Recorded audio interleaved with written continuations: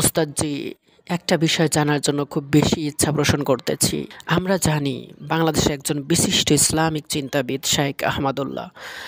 দেখলাম তিনি বন্যার্থক মানুষদেরকে সহযোগিতা করতেছে, খাবার দিচ্ছে। তো এই তার কর্মকাণ্ডর বিষয়গুলো তিনি ভিডিও ফুটেজ করে সারা বিশ্বে ছড়িয়ে দিচ্ছে, সবাইকে দেখাচ্ছে। তো সবাইকে দেখিয়ে দান করা, অন্যকে সহযোগিতা করা, ভিডিও করে অন্যকে দেখিয়ে দান করা, এটা ইসলামে কতটা বৈধতা রয়েছে এবং ইসলাম এটা কি সমর্থন করে? শাইখ আহমদুল্লাহর কর্মকাণ্ড ইসলামের দৃষ্টিতে কেমন হয়েছে, এটা যদি একটু বিস্তারিতভাবে জানাতেন ওস্তাদজি, তাহলে আমরা অনেক উপকৃত হতাম।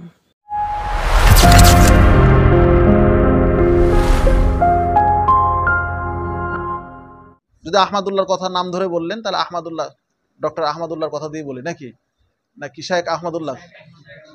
শাইখ আহমদুল্লাহ মানে আমাদের যিনি আসুন্নাহ ফাউন্ডেশন। আচ্ছা, তোমরা জানো যে দান দুইভাবে করা যায়, একটা হলো আলানিয়া, একটা হলো সিররিয়া। গোপনেও দান করা যায়, প্রকাশ্যেও দান করা যায়। কলবের বিষয়টা আমাদের কারো কাছে নেই, কলবের বিষয়টা আমাদেরকে ধরতেও বলা হয় না। সে কিসের জন্য দান করতেছে এটা আমরা দেখবো যে তার দানের প্রতিফলনটা কি ঘটছে। তো শাইখের যেটা আমার মনে হয় যে এরকম যিনারা আরও করতেছেন, তেনাদের ভিডিওগুলো এগুলো হওয়া উচিত। কেন উচিত?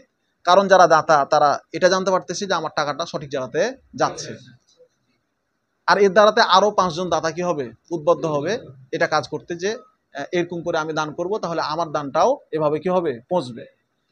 ঠিক আছে, যদি ভিডিওটা না করা হয় তাহলে দাতার সংখ্যা কমবে, 1 নাম্বার কথা। আর 2 নাম্বার কথা হচ্ছে যে আসলের এটা কিভাবে প্রয়োগ হচ্ছে এটা যখন না জানতে পারবে, তখন দাতাদের মনের থেকে যে দান করার যে একটা স্পৃহা, সেটাও কি আসবে, কমে আসবে। এই জন্য আমার মনে হয় যে এই কাজটি একবারে সম্পূর্ণ বৈধ এবং এটা করাও বর্তমান সময়ে উচিত। চাহিদা চাচ্ছে, সময় চাচ্ছে যেটা করা উচিত, তাহলে সেই ব্যক্তি তোমার নিজেও লাভবান হবে এবং যারাকে দান করা হচ্ছে তারাও আরও কি হবে, দান প্রাপ্তির সুযোগ পাবে। মুহাম্মদ ওয়া আলা আলিহি ওয়া সাহবিহি। আপনারা জানেন তো, এটা দলিল দিতে পারতাম, সিররি আলানিয়া বললাম, যেটা দলিল জানেন তো, সদা করা যায় এবং